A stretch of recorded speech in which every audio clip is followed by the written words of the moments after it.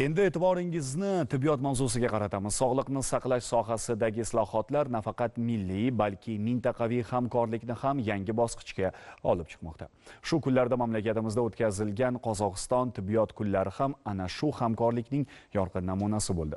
Respublika ixtisoslashtirilgan travmatologiya va ortopediya ilmiy-amaliy tibbiyot markazida qozog'istonlik shifokorlar bilan hamkorlikda birinchi robot jarroh yordamida tizza bo'g'imda endoprotezlash amaliyoti o'tkazildi. Mavzu tafsilotlari hozirgi lavhamizdan o'rin olgan.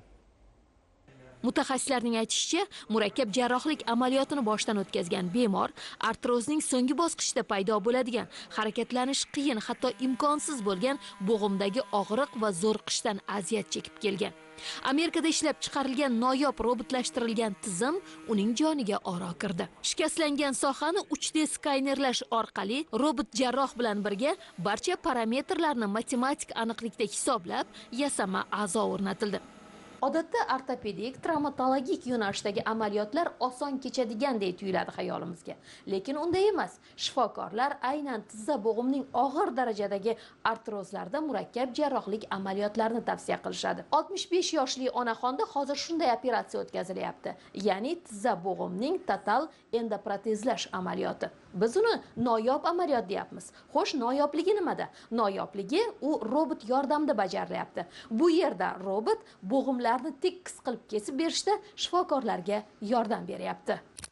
Мы делаем операции на роботизированной системе. Biz robotlashtirilgan tizim orqali jarrohlik amaliyotlarini o'tkazdik. Bu yangi texnologiya O'zbekistonda ilk bor amalga oshirilmoqda. Bugun ikkita operatsiya rejalashtirilgan. Birinchisi tizza bo'g'inini endoprotezlash, ikkinchisi esa keramik boshchali son bo'g'ini amaliyoti. Bunda AQShda ishlab chiqarilgan noyob robotdan foydalandik. Biz o'zimiz bilan Stryker kompaniyasining robotlashtirilgan tizimini olib keldik. Robotlashtirilgan tizimlar dunyodagi barcha ilg'or klinikalarda qo'llaniladi. Uning afzalligi shundaki, robot endoprotezni aniq o'rnatish imkoniyatini beradi. Jarrohlik chokini kichraytiradi, qon yo'qotish kam bo'ladi. Shu tizim orqali biz bir vaqtning o'zida ikki tizza yoki ikki son bo'g'inini endoprotezlash imkoniyatiga ega bo'lamiz.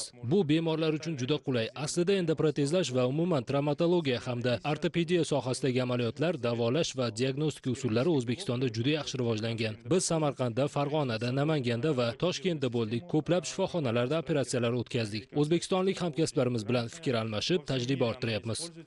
Robot texnikasi yasama a'zoni ma'lum burchak ostida o'rnatish uchun zarur bo'lgan benuqson kesishni amalga oshira oladi. Implant mukammal o'rnatilganda amaliyot vaqtida shikastlanish va asorat rivojlanishi xavfi kamayadi. Afzallik taraflari shundan iboratki, robot suyak kesimini, ya'ni minimal darajada kesib oladi.